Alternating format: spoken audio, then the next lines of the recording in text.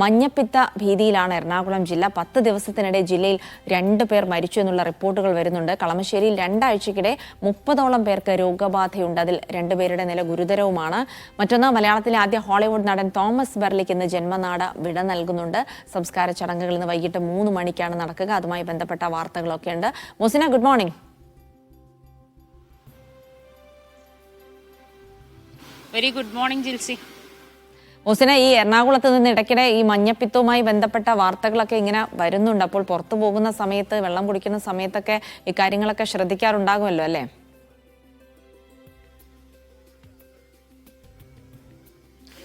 തീർച്ചയായും ശ്രദ്ധിച്ചേ പറ്റൂ ജിൽസി. കാരണം വലിയ രീതിയിലാണ് എറണാകുളം ജില്ലയിൽ ഒരു ഇടവേളയ്ക്ക് ശേഷം നമുക്കറിയാം കഴിഞ്ഞ മുമ്പ് വലിയ രീതിയിൽ പെരുമ്പാവൂർ, വേങ്ങൂർ മഞ്ഞപ്പിത്തം 100-ലധികം പേർക്കുണ്ടാവുകയും നിരവധി പേർ മരണപ്പെടുകയും ഒക്കെ ചെയ്ത് അതൊക്കെ ഒന്ന് കഴിഞ്ഞതിന് ശേഷം ഇപ്പോൾ വീണ്ടും ഒരു ഇടവേളയ്ക്ക് ശേഷം മഞ്ഞപ്പിത്ത ഭീതിയിലാണ് എറണാകുളം ജില്ല. ഒരു മാസത്തിനിടെ 95 പേർക്കാണ് രോഗം സ്ഥിരീകരിച്ചത്. ഔദ്യോഗിക കണക്ക് മാത്രമാണ്. ഇത് റിപ്പോർട്ട് ചെയ്യപ്പെടാത്ത നിരവധി ആളുകൾ ചികിത്സയിലുണ്ട് എന്നുള്ള വിവരം തന്നെയാണ് നമുക്ക് ലഭ്യമായിരിക്കുന്നത്. കഴിഞ്ഞ 10 ദിവസത്തിനിടെ 2 പേർക്കാണ് ഈ മഞ്ഞപ്പിത്തം ബാധിച്ച് ജീവൻ നഷ്ടമായത്. പെരുമ്പാവൂരും തൃപ്പൂണിത്തുറയിലുമാണ് ആരോഗ്യവകുപ്പിന്റെ കണക്കുകളിൽ പറയുന്നത്.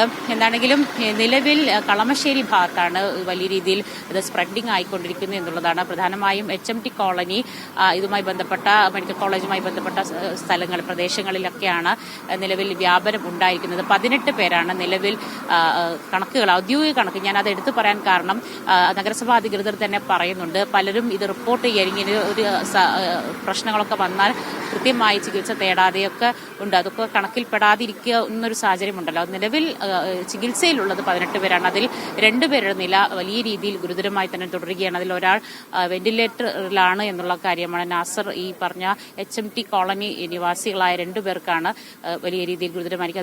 അതിലുള്ള ഒരാളാണ് നാസർ. ഇദ്ദേഹത്തിന്റെ നില അതീവ ഗുരുതരമായി തുടരുകയാണെന്നുള്ള വിവരം തന്നെയാണ് ലഭിച്ചിരിക്കുന്നത്. ഈ ഒരു സാഹചര്യത്തിൽ ഇന്ന് കളമശ്ശേരി നഗരസഭ അടിയന്തര യോഗം വിളിച്ചു ചേർത്തിട്ടുണ്ട്. ആരോഗ്യ വിഭാഗം ഉദ്യോഗസ്ഥരുടെയും മറ്റ് ഇതുമായി ബന്ധപ്പെട്ട ആളുകളുടെയൊക്കെ തന്നെ ഇന്ന് 11 മണിക്കാണ് ഈ യോഗം ചേരുന്നത്. ഇതിനുമായി ബന്ധപ്പെട്ട പ്രതിരോധ പ്രവർത്തനങ്ങൾ ഊർജിതമാക്കുക എന്നുള്ളതാണ്, ഏറ്റവും പ്രതിരോധ മാർഗം കണ്ടെത്തുക എന്നുള്ളതാണ് ഇവർ ചെയ്തുകൊണ്ടിരിക്കുന്നത്. ഉറവിടം കണ്ടെത്താനാകാൻ സാധിക്കാത്തതാണ് കളമശ്ശേരി സംബന്ധിച്ച് പ്രധാനമായും ഒരു വെല്ലുവിളി. നിലവിൽ താഴ്ന്ന പ്രദേശങ്ങളിലെ കിണറുകളടക്കം മലിനമാകുന്ന ഒരു സാഹചര്യമുണ്ട് എന്ന് ആരോഗ്യ പ്രവർത്തകർ പറയുന്നുണ്ടെങ്കിൽ കൂടിയും പ്രദേശത്തെ ജ്യൂസ് നേരത്തെ സൂചിപ്പിച്ചതുപോലെ തന്നെ ചെറിയ വിലക്ക് ഉൾപ്പെടെ ഷേക്കുകളും ജ്യൂസുകളും ഒക്കെ നൽകുന്ന നിരവധിയായ കടകൾ കളമശ്ശേരി ഭാഗങ്ങളിലൊക്കെ തന്നെ ഉണ്ട്. ഇവിടങ്ങളൊക്കെ ഉപയോഗിക്കുന്ന വെള്ളത്തിന്റെ ഗുണമേന്മ എത്രമാത്രം ഉണ്ട് എന്നുള്ളത് പരിശോധിക്കേണ്ടിയിരിക്കുന്നു. അത്തരത്തിലുള്ള പരിശോധനകളും വരും ദിവസങ്ങളിലും, കഴിഞ്ഞ ദിവസങ്ങളും ഉണ്ടായിരുന്നു, വരും ദിവസങ്ങളും കാര്യമായി തന്നെ തുടരുമെന്നുള്ളതാണ്. മറ്റൊന്ന്, ജിൽസി സൂചിപ്പിച്ചതുപോലെ തന്നെ വിഖ്യാത ചലച്ചിത്രകാരൻ തോമസ് ബെർലി അന്തരിച്ചത് കഴിഞ്ഞ തിങ്കളാഴ്ചയായിരുന്നു. അദ്ദേഹം മലയാളത്തിലെ തന്നെ ആദ്യത്തെ ഹോളിവുഡ് നടനാണ്. അദ്ദേഹത്തിന് ഇന്ന് ജന്മനാട് വിട നൽകും. അദ്ദേഹത്തിന്റെ ജന്മദേശമായ ഫോർട്ട് കൊച്ചിയിൽ തന്നെ സാന്റാക്രൂസ് ബസിലിക്കയിൽ സെമിത്തേരിയിലാണ് അദ്ദേഹത്തിന് അന്ത്യവിശ്രമം ഒരുക്കുക. എന്താണെങ്കിലും 1953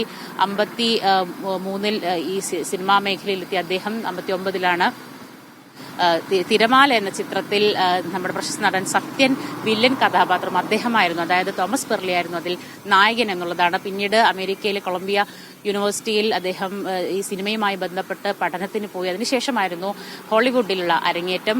അവിടെ പ്രധാനമായും വലിയ രീതിയിൽ തന്റേതായ ഒരു ഇടം കണ്ടെത്തിയ ശേഷമാണ് അദ്ദേഹം മലയാളത്തിലേക്ക് തിരിച്ചു വന്നത്. എന്താണെങ്കിലും ഏറ്റവും ഒടുവിൽ 92-ാം വയസ്സിൽ ആണ് അദ്ദേഹം ഈ നമ്മോട് വിട പറഞ്ഞിരിക്കുന്നത്. എന്താണെങ്കിലും ഡബിൾ ബാരൽ, ജോസ് പെല്ലിശ്ശേരിയുടെ ഡബിൾ ബാരലാണ് അദ്ദേഹം ഏറ്റവും ഒടുവിൽ അഭിനയിച്ച ചലച്ചിത്രം. 3 മണിക്കാണ് അദ്ദേഹത്തിന്റെ സംസ്കാര ചടങ്ങുകൾ നടക്കുക എന്നുള്ളതാണ് നമുക്ക് അറിയാൻ സാധിക്കുന്നത്.